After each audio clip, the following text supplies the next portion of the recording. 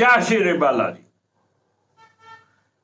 दोस्तों 24 अप्रैल 2023 को बृहस्पति देव मेष राशि में प्रवेश कर रहे हैं। मेष राशि बृहस्पति के मित्र मंगल की राशि है और राहु देव यहां पर पहले से ही विराजमान है। राहु और बृहस्पति की युति होगी और इन पर दृष्टि रहेगी शनि की। राहु और बृहस्पति की युति जो है वो अक्टूबर 2023 के अंत तक रहेगी। चंडाल योग भी बनेगा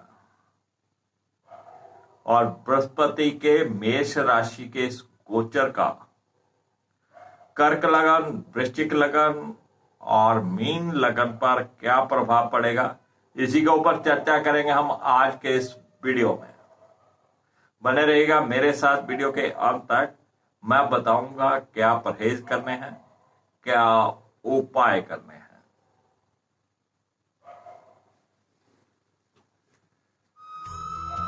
मार्केट विशिष्ट सबका स्वागत करता हूं। बात करेंगे कर्क लग्न की। कर्क लग्न के लिए बृहस्पति देव छठे भाव के और नवम भाव के स्वामी होते हैं और कर्क लग्न के दसम भाव में गोचर करेंगे और युति करेंगे राहु के साथ। इनके ऊपर दृष्टि रहेगी शनि की। भाग्य भाव का स्वामी दसम भाव में भाग्य को अवश्य ही प्रबल करेगा। पिताश्री की सेहत को पहले से बेहतर रखेगा। धर्म कर्म के कार्यों में बढ़ोतरी होगी, यानी कि धर्म कर्म के कार्यों में आप बढ़ चढ़कर हिस्सा लेंगे। अपने गुरुजनों का सम्मान करेंगे और जो भी आपके गुरुजनों ने आपको कोई मंत्र दे रखा हो, कोई जाप दे रखा हो, उसका पाठ आप जितना ज्यादा करेंगे उतना ज्यादा आपका भाग्य प्रबल होगा। और अगर आपने गुरु नहीं भी धारण कर रखे, जो भी आपके इष्ट देव हैं, उनका पाठ करना आपके भाग्य को प्रबल करेगा। दसम भाव में बृहस्पति देव आपके व्यापार या आपकी जो जॉब थी उसमें जो रुकावटें आ रही थी उनको भी दूर करेंगे। उन रुकावटों को धीरे धीरे दूर करेंगे और आप अपने कार्य की जो भी आप कार्य करते हैं, चाहे व्यापार करते हैं, चाहे कोई जॉब करते हैं, उसमें निखार आएगा। व्यापार में कुछ ना कुछ आप ऐड ऑन भी करना चाहेंगे, कुछ आइटम को बढ़ाना चाहें तो ये अति उत्तम समय रहेगा। यानी व्यापार और जॉब में कुछ न कुछ अच्छी सफलताएं यहां पर बृहस्पति देव देने वाले हैं। बृहस्पति देव छठे भाव के भी स्वामी हैं और छठे भाव का स्वामी जहां बैठता है वहां पे कुछ न कुछ रुकावटें देता है। लेकिन त्रिकोण के स्वामी होने के कारण छठे भाव का स्वामी वहां पे रुकावटें नहीं देगा। अगर आपने किसी कंपटीशन में बैठे हुए हैं या कोई कंपटीशन में कोई एग्जाम देने वाले हैं, वहां पे भी सफलता की उम्मीद की जाती है। अगर आपने किसी जॉब में इंटरव्यू वगैरह दे रखा है तो वहां से भी सफलता की उम्मीद की जा सकती है, आपको अच्छी जॉब मिल सकती है। तो बृहस्पति का दसम भाव में बैठना कहीं ना कहीं भाग्य को निखारेगा, आपके ऊपर आपके इष्ट देव या गुरुदेव की कृपा करेगा। दसम भाव से बृहस्पति देव की पंचम दृष्टि द्वितीय भाव के ऊपर रहेगी, जो कि धन संचय करने में भी आपका सहयोग करेगी।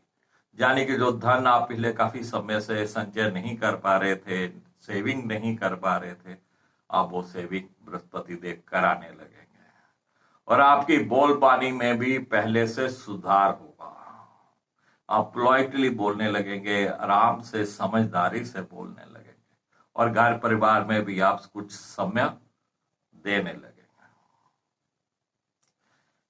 बृहस्पति की सप्तम दृष्टि चतुर्भाव के ऊपर रहेगी। जो समय आप अपने परिवार को, अपनी फैमिली को नहीं दे पा रहे थे, अब वो समय आप अपने परिवार या फैमिली को देंगे। माता श्री की सेहत भी जहां पहले से थोड़ी बेहतर हो जाएगी। और अगर आप कोई भूमि, भवन, वाहन खरीदना चाहते थे तो उसमें भी बृहस्पति देव आपकी सहायता करने वाले हैं। कोई भी कार्य आपका भूमि, भवन या वाहन से रिलेटेड रुका हुआ था, अब वो बृहस्पति देव पूर्ण कराएंगे।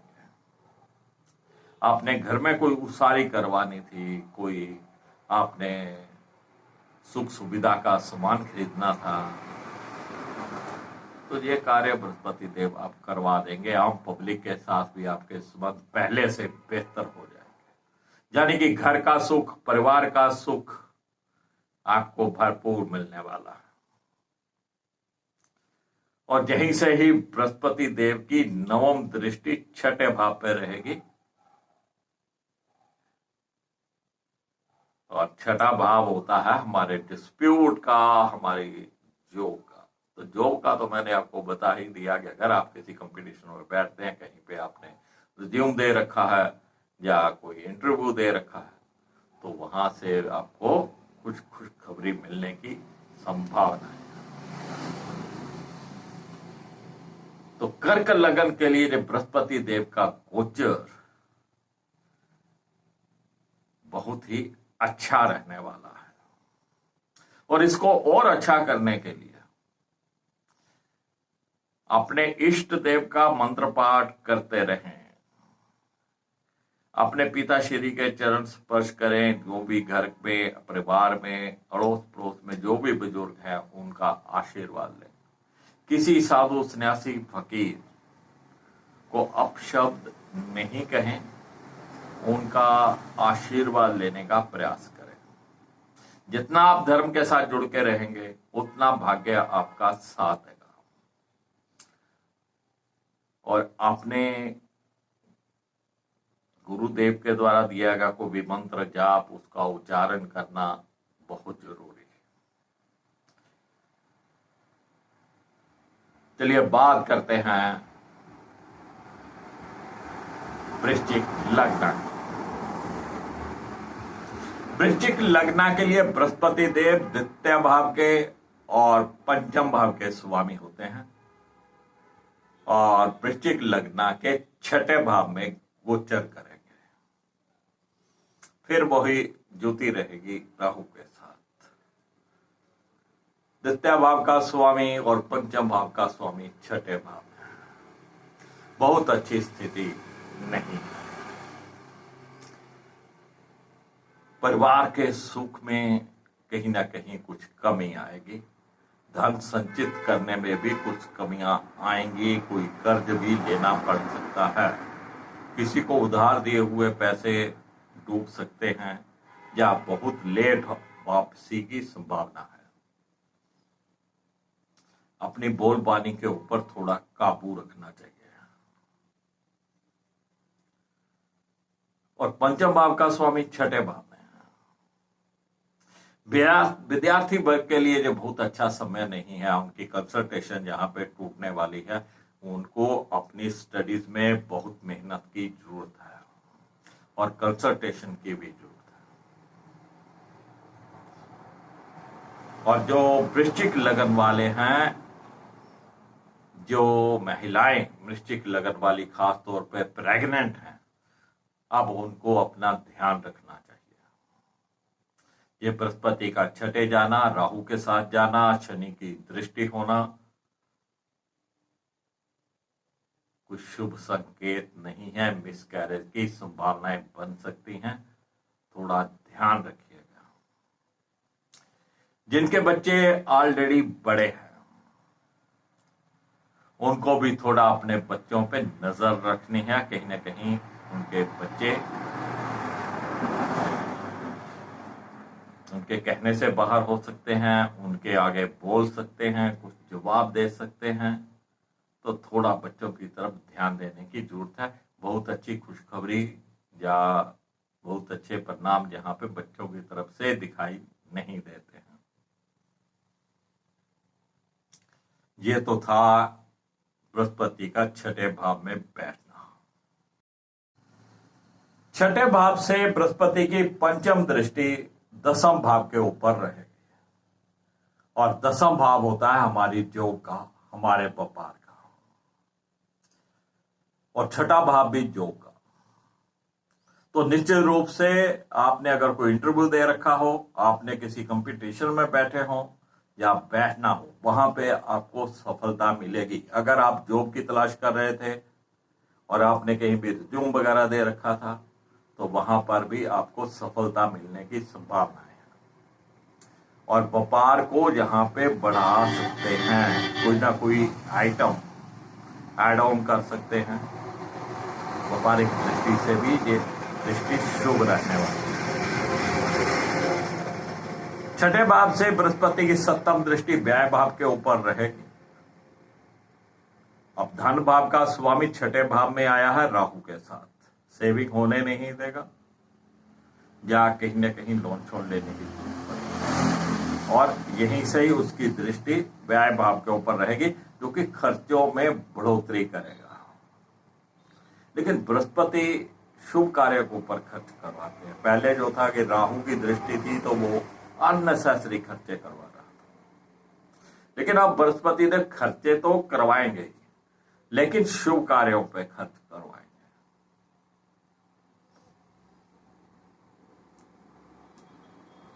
कर्ज से बचिएगा। और बृहस्पति की नवम दृष्टि द्वितीय भाव पे रहेगी।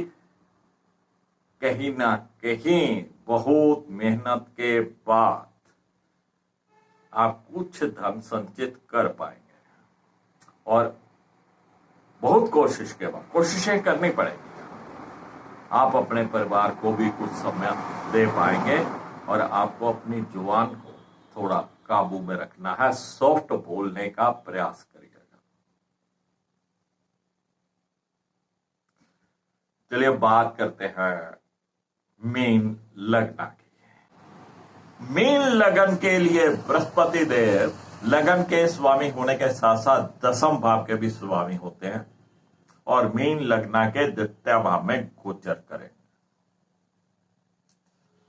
द्वितीय भाव में पहले राहु देव चल रहे थे, जो कि आपकी बोलबानी के ऊपर भी कंट्रोल नहीं रख पा रहे थे, कहीं ना कहीं रूखापन आ रहा था, कहीं ना कहीं आप परिवार में कुछ समय नहीं दे पा रहे थे, या आपकी वाणी से कुछ ऐसे शब्द निकल जाते थे जिसमें ग्रह क्लेश की स्थिति हो जाए, और सेविंग नहीं कर पा रहे थे।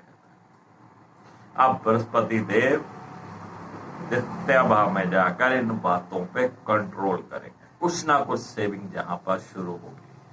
आप अपनी वाणी पर भी थोड़ा काबू कर पाएंगे, सॉफ्ट थोड़ा बोलने लगेंगे, घर परिवार को कुछ समय देने लगेंगे। बृहस्पति देव की यहां से पंचम दृष्टि छठे भाव के ऊपर रहने वाली है, और छठा भाव जो कि रोग, ऋण, कर्ज आदि से, तो थोड़ा कर्ज वगैरह से यहां पे बचना चाहिए। लेकिन ये क्योंकि दसम भाव का भी स्वामी है और छठे भाव को देख रहा है, तो कहीं ना कहीं आप किसी कंपटीशन में अगर आप बैठते हैं, कहीं पे आपने जॉब के लिए अप्लाई कर रहा हो, तो वहां पे ये कुछ ना कुछ कड़ी मेहनत के बाद कुछ ना कुछ सफलताएं दिलवाएगा। बृहस्पति की सप्तम दृष्टि अष्टम भाव के ऊपर रहने वाली है, कहीं ना कहीं विदेश यात्रा से संबंधित, तो विदेश से संबंधित कोई कार्य हो। अगर आप इंपोर्ट एक्सपोर्ट का कार्य करते हैं या मल्टीनेशनल कंपनी में जॉब करते हैं, तो उसके लिए भी फायदेमंद है। और अगर आपने कहीं अब्रॉड जाने के लिए अप्लाई कर रखा था, वो फाइल लगा रखी थी, वो फाइल आगे बढ़ेगी। कोई वीजा आने वाला था तो वो वीजा आ सकता है, कुछ स्पॉन्सरशिप आने वाली थी वो आ सकती है। यानी विदेश से संबंधित कोई ना कोई कार्य जहां पर बृहस्पति देव की दृष्टि करेगी। और द्वितीय भाव से बृहस्पति की नवम दृष्टि दसम भाव पे रहेगी, और दसम भाव हमारे कर्म के क्षेत्र का है। जॉब में सफलताएं, नई जॉब की तलाश हो तो नई जॉब भी मिलेगी, और पहली जॉब में भी आप पहले से अच्छा कार्य करके दिखाएंगे जिसकी आपको शाबाशी अक्टूबर के बाद मिलेगी। मेहनत, जहां पे कड़ी मेहनत की जरूरत पड़ेगी। अगर आप व्यापार में हैं, उसमें जो रुकावटें आ रही थी उन रुकावटों को बृहस्पति देव आप दूर करेंगे। कोई भी आप व्यापार में बढ़ोतरी करना चाहते थे तो ये समय अति उत्तम है। अब आप व्यापार को बढ़ा सकते हैं, कोई नई आइटम डाल सकते हैं, नए ग्राहक ढूंढ सकते हैं।